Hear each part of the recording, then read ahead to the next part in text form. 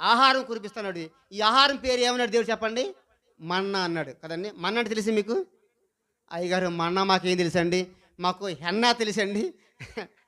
జుట్టు తెల్లగైపోతే హెన్నా పెట్టుకుంటాం గానీ మాకు మన్నా తెలీదంటారా? ఆహా! దేవుడు మన్నా, మన్నా అంటే ఈ పేజీలోనే ఉందిలెండి. మరలా ఈ పేజీలో చూడండి 16వ అధ్యాయం 37వ వచనం.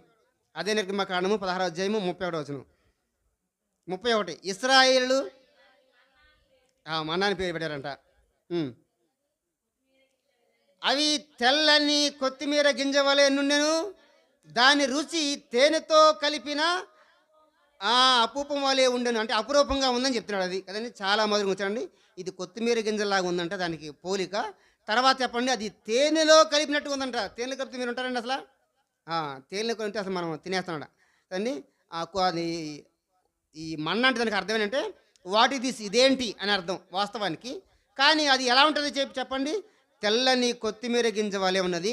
తేనెతో కలిపినట్టుగా ఉన్నది. ఇది ఆహారం.